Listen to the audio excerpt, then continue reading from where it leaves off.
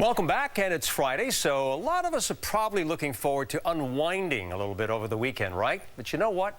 You don't have to wait until the end of the work week to stop and smell those roses. Stacey Delicat shows us right now about finding out a minute or two every day to enjoy the little things that can really make a difference. Watch. Ernie, let's face it, being a New Yorker can be stressful, and it's not always easy to stop, take a pause, and take some time to smell the roses. It's like being on a treadmill, running around like everybody else, trying to keep up with everybody else. You have to move quickly. It's a must.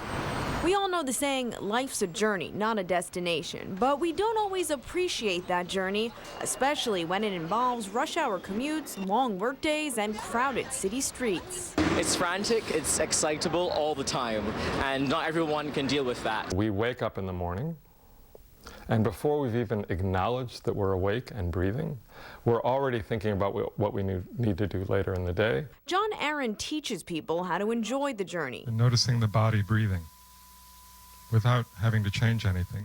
As a certified teacher of mindfulness-based stress reduction, Aaron leads workshops and one-on-one sessions, teaching frazzled New Yorkers how to take a pause. We basically live from reaction to reaction.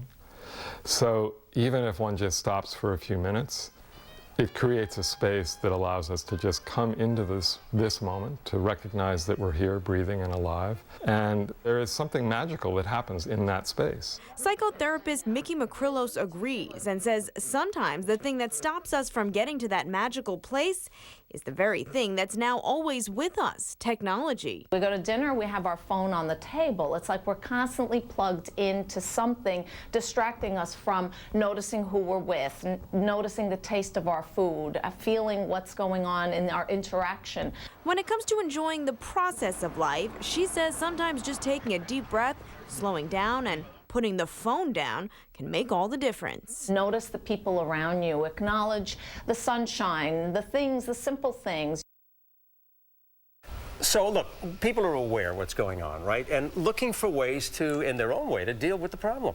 Yeah, well, talking to people out on the street, I mean, people said they do everything from yoga to just taking a little time out to have dinner with their families once or twice a week, to take a break from the hectic pace. So there are a lot of different outlets, and also meditation, as our expert spoke about, is also really growing in popularity. Mindfulness, meditation practice. What are you going to do to relax right now, huh? I don't know. When I get off the 10 o'clock news tonight, I would say a nap and then definitely some exercise over the weekend. That's what I do. Boost the endorphins. There you go. Stacey, thanks so much. Let's talk to the man who's written the book. Very happy to have with us our author, Thomas Sterner, the author of The Practicing Mind. And hey, listen, you know, we've been hearing all of these stories. You've written this book, so help us out a little bit here. You say one of the things we have to be careful about is listening to our own mind, right? Tell me about that.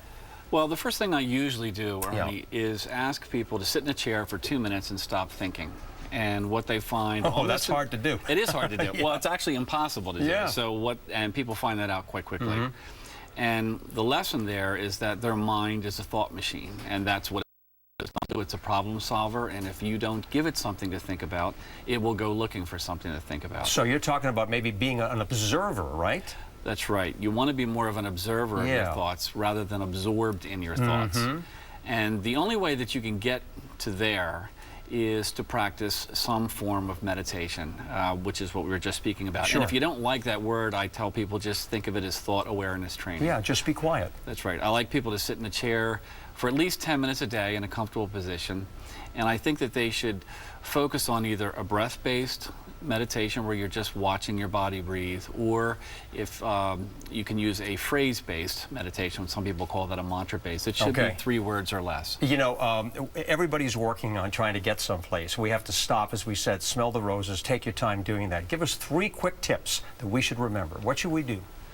Well, to get, you know, one of the things that we do is we try to get someplace that we're not, and that causes stress, because what we do is we say, I'm here and I need to get to there, and until I get to there, I'm not going to be happy. So that creates this journey that we have to go through, and that turns the journey into a struggle. So the first thing I tell people to do is you have to be aware of when your mind is not in the present moment and what you're doing, and you do that through the meditation process. And then you kind of repeat the process, you know, make sure that you remember number in your mind that everything's going to be okay. That's right. And comfort yourself is what we're talking about here. Absolutely. And be aware of when you are not comfortable. There you go. Enjoy the process. That's right. Thomas Sterner, thank you so much for joining us. Oh, thank you. We're going to be at peace this weekend. Okay. Thanks to you. Okay. All right, there's much more to tell you about tonight. When we're alone, we give ourselves permission to do all sorts of things, and we probably never do in public. So I hit the streets of New York to ask this question. I'll keep asking you the question. What do you like to do if no one's watching?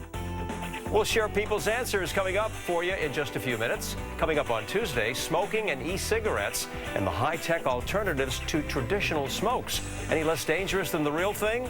Plus, training the newest members of New York's finest. On Wednesday, we'll get an inside look at NYPD's mentoring program. That and more coming up at 6 o'clock, and we'll be right back.